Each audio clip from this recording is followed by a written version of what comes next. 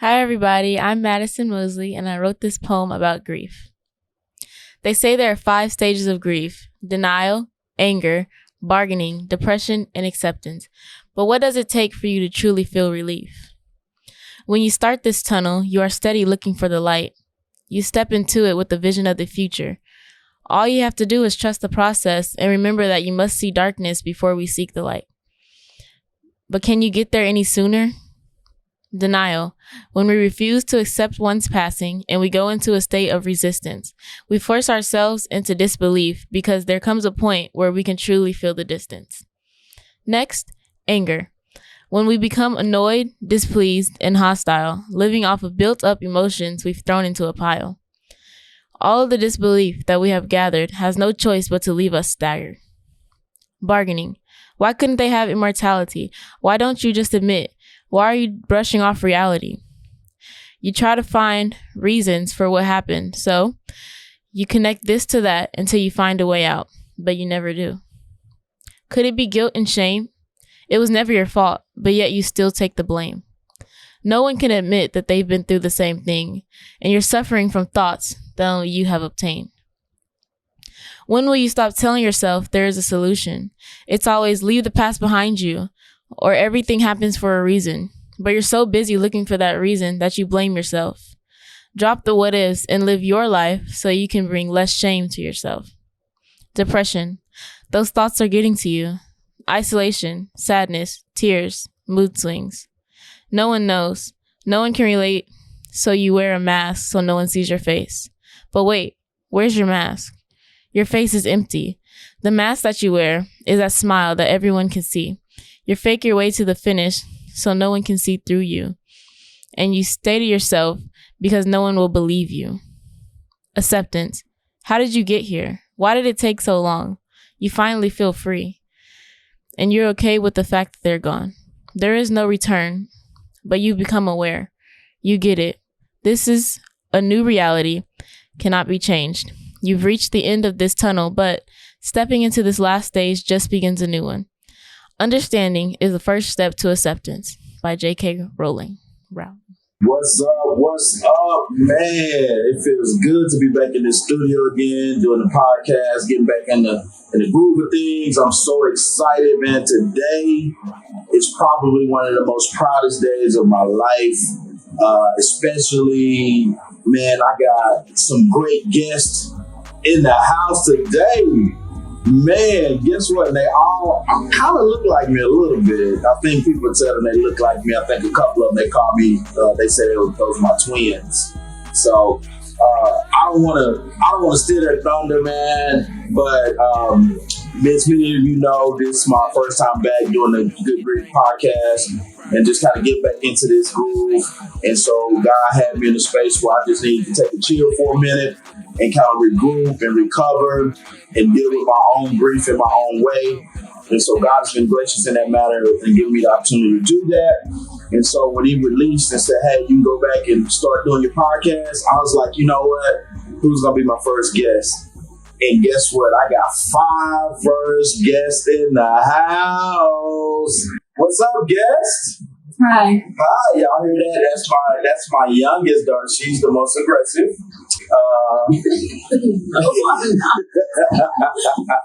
She's the aggressor of the bunch, and her name is Madison. We're gonna go with Madison or Maddie. Which one? Which name? We're going with Madison. All right, we'll go with Madison. That's what's up. And so we'll go up the ladder here. So next we got my boy.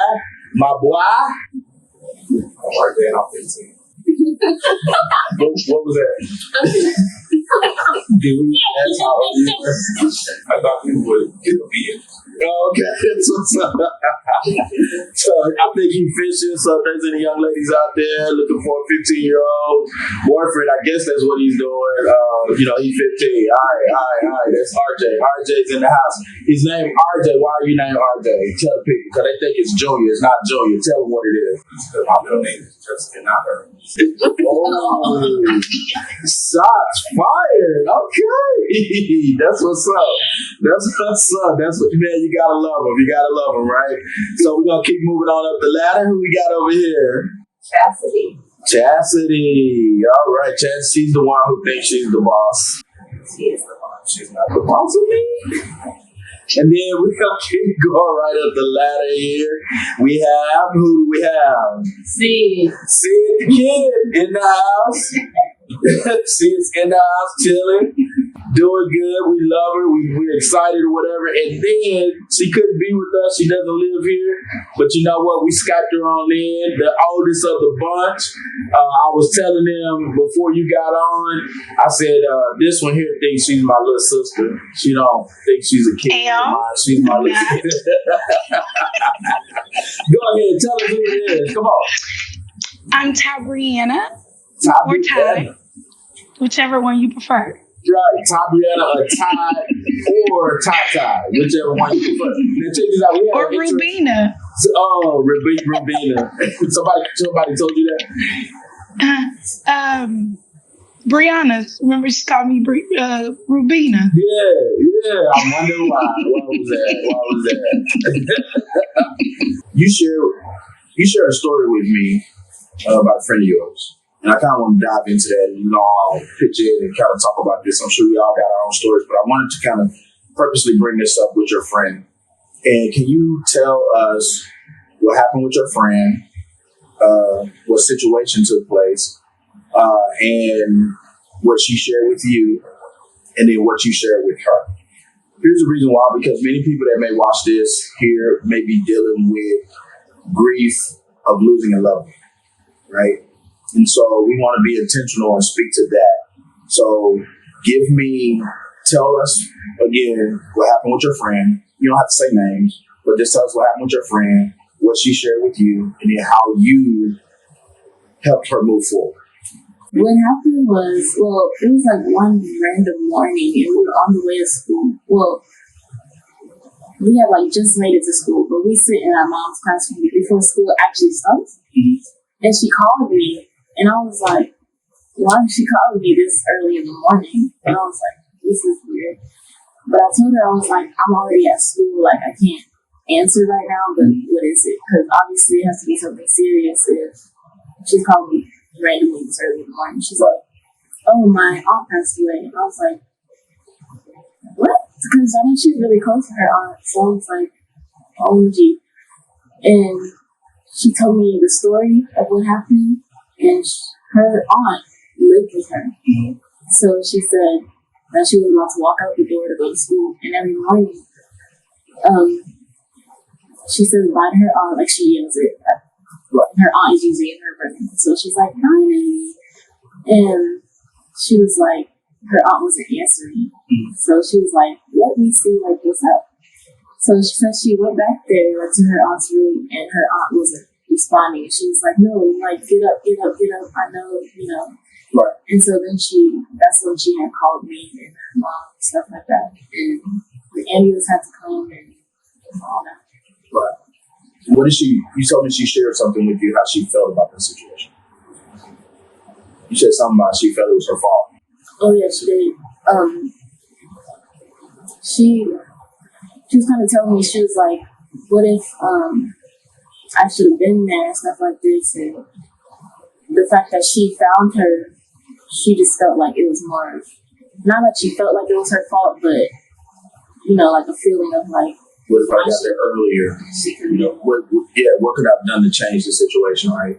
And you shared something with me that you shared with her. What did you tell her? I don't remember exactly what I told you, but that's fine. I was telling her, this is not your fault. It has nothing to do with you. Because, honestly, she was sick, too. Right. This happened, over the night after. When they, were finding things out, they found out that this happened in her sleep. So, I was telling her that to not blame herself, that this has nothing to truly do with her. There was nothing that she could have done to save her. Right. So you all have touched on this a little bit too. When people are dealing in grief, the first thing that happens is you start trying to figure out a way to assign blame. Who can I blame for this? right? And there's people out there that's going to watch this podcast. They're going to see this and they're going to be like, well, I'm going to blame myself. But the reality of it is there's no blame to go around because God is sovereign. He can do whatever he wants to do, when he wants to do it, how he wants to do it, and with who he wants to do it with. And so, I think that's a word of encouragement for someone. And based on what you shared with me, that she received what you said to her, right? You felt like you helped her kind of move forward, right? Because that's really what we are here to do, right? Because we've all experienced it, right? We've experienced it on some level. So here's what happens when we experience grief from a loss perspective of a loved one. There are people that have positions in our lives where they are very important to us, right?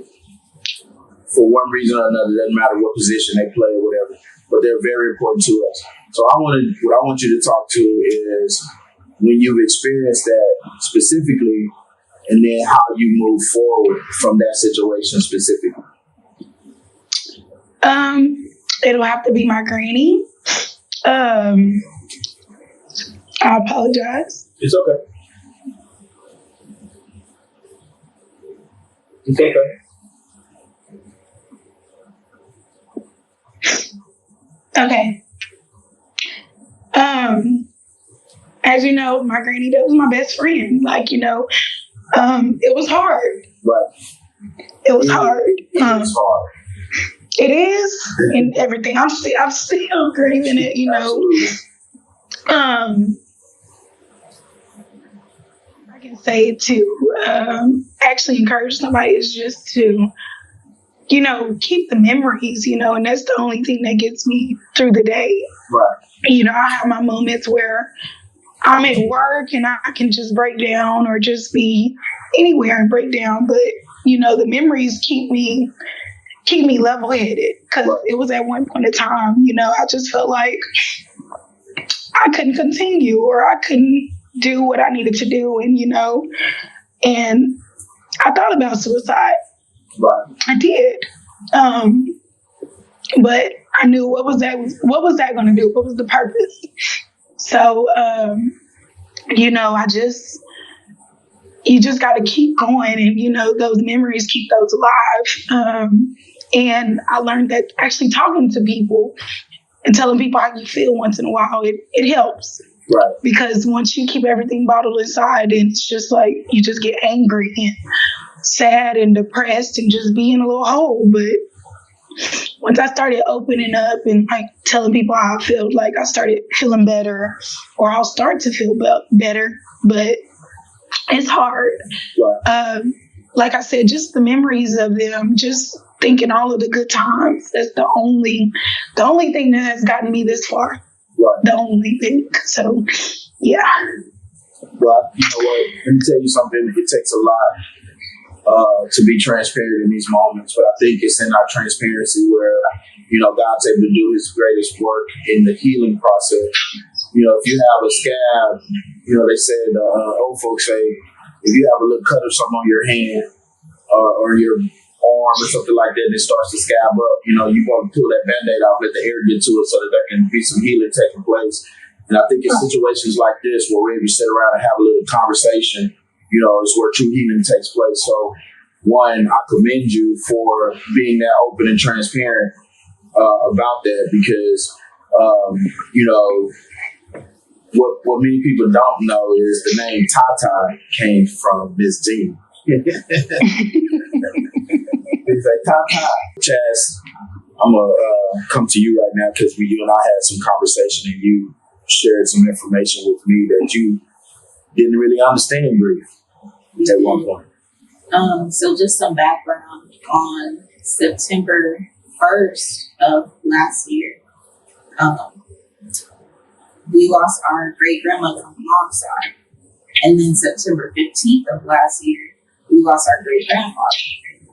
And I mean, we grew up with him. Right. Whenever my parents need somebody to watch us as little kids, we're going to my great grandfather's house.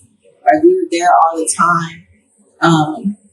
And yeah, so My great grandmother died. She lived in California.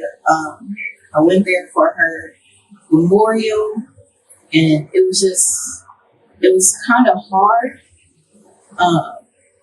hearing the news. And I don't think I broke down immediately because it was a little bit for me to process. I got to see her before she passed, but I knew she was sick. So I could see it. So it's a little bit easier to process. But my great grandfather, the last time I seen him, he was perfectly fine until he wasn't. So hearing the news about him, I didn't cry because I couldn't wrap my head around he wasn't there. Right. At the funeral, I went to the casket and I said, I just need to see this so my brain can process that he's not here anymore. Right. And in the casket, he still looked like himself. Right. So we went to his house for the repast. I needed to go into his room just to feel that he's not there so my brain can process the grief. Fast forward to my birthday, which was September 22nd. And I cried maybe once. So on my birthday, my mom, who is my best friend, she was out of town.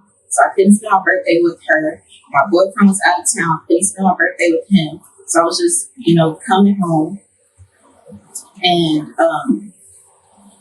I just felt like I was alone. And my boyfriend surprised me. And I was feeling so many emotions. I felt happy that he was there, but I couldn't stop crying. Right. I was crying literally the entire time we went out to eat. I'm crying at the table, and I'm just like, what is going on? And it wasn't until after he left, after I let all of that out, that I realized how sad I was the entire time because I was out of it. Right. And I felt good, but I was like, man, for that entire month, I was just very sad. And I didn't even know when I was in it because, I felt like I was normal. Right. But when I came out of it, I was able to see, like, I was really, really sad. Right, right. And I didn't know it. Right.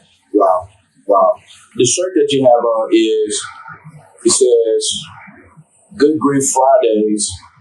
What does that look like? Right. So you're just discussing how you couldn't describe it, right? And I've shared this with you guys before when I first even got started doing this podcast and started on my Good Grief Fridays videos. It all started because somebody asked me a question like, well, what does your grief look like? I couldn't explain it. I didn't know, right? It'd be like, RJ got these new J's on. It'd be like, man, what do your J's look like? You can describe it, right? What do they look like? Talk to them. What do they look like? Great. Right. That's pretty much it. Yeah, okay. But my point is, things that we can clearly see, it's easier for us to describe. Things that are feeling, and we're just like, man, I know I don't feel right. I know there's something missing, but I cannot explain it. That's a horrible feeling because if you are a person that likes to accomplish things, right, or feel accomplished about things, and you're in a space where you can't explain what's going on, that's a dark space to be in. And so, one, I commend you for that, being transparent. Even though you had shared that story with me, and I was like, man, I got to get you on this podcast. We got to talk because, one, I didn't know you were going through that, right? And clearly, I didn't know myself. Right. In it, I was going through the motion. I'm going to work. I'm going to class. I didn't know something was missing until I had it back. Wow, that was rich.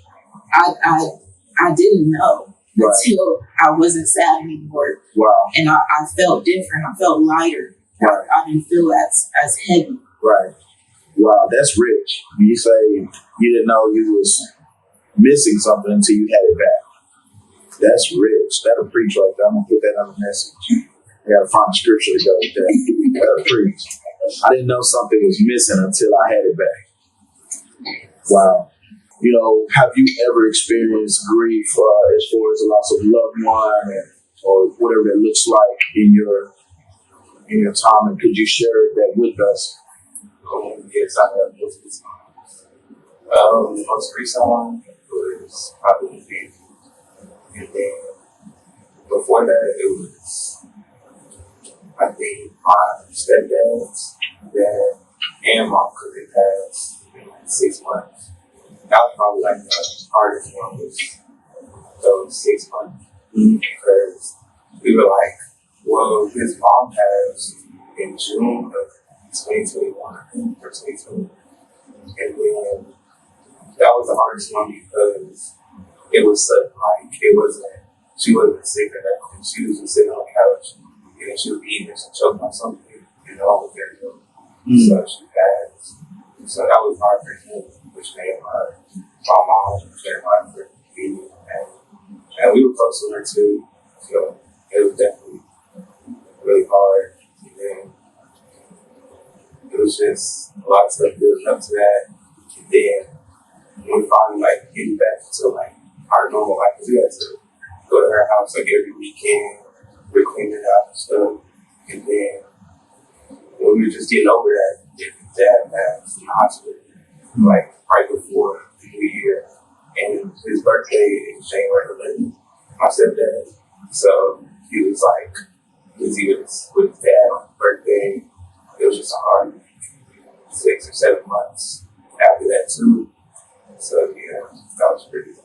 So how do you think you were able to kind of move forward from those situations? Because I think you and I kind of talked a little bit about that, and you were just saying, well, when his mom passed, we were in Chad. We were in Austin. Yeah, because we were actually coming back. And it happened while we were there, but they didn't tell us. They would just call us like everything was normal. So then when we got back, and they told us that's what made it wrong. Like this whole time we've been talking to our mom and our stepdad, not knowing that his mom was not here anymore. So then when we got back, they told us, me and Maddie started crying and stuff. And then it was just hard to realize that she's not here. But I feel like it's different for me when somebody's like sick and they're in the hospital. It's expected sometimes. But that one was just happening. right. So you think that for you, as far as processing it, sometimes it may be at this stage in your life, you can put a reason on it, right? Like, okay, well, they were sick, they were battling, but when it's sudden, it's like you find yourself still searching for answers of like, okay, now explain this to me again. What happened? I think that's rich. So you've experienced that. How old are you again? 15. So if you're sitting here across speaking with someone who is 15, that's experienced that type of loss, what would you tell them to encourage them? Again, we'll use the words to move forward, right? Here's why I say that, right? And we have to understand these things when we're dealing with people who may be experiencing grief. And this is what I find interesting that we're having this conversation today, right? Is that, all of us have experienced grief on some level, right? We've dealt with it on different levels, right? But it has affected all of us to some degree, right? I always say this is that when you are around people who may be experiencing grief, you have to always understand that your words carry weight. And we have to make sure that those are the right words because, Ty, you were dealing with something and you were considering, hey, I'm checking out of here. But if someone didn't come and say those right words, to pull you back, even if that someone was God speaking to you on the inside, say, girl, sit your butt down somewhere and go get on a trail ride or something and be cool, right?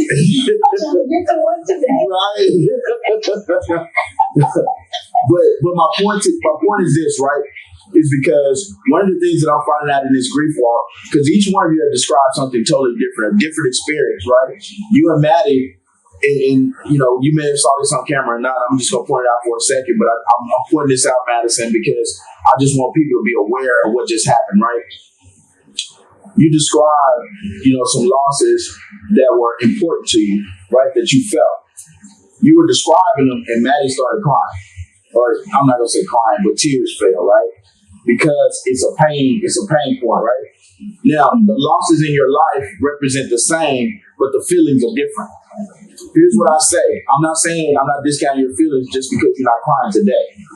That doesn't mean you don't cry. But here's what all of this looks like when we're walking through this trail of grief, right? There are days, like this shirt says, that I'm able to talk about it and not cry. And then there's days I can't even hear about it and I cry. I'm serious, right? It's because this is why we have to be careful. When people are grieving, we don't use words like, man, you got to get over it. And you can't tell me what to get over. Right. You can't, you getting over it is not even a reality. It's no way for us to get over what we look to do, what we try to do is to get past it.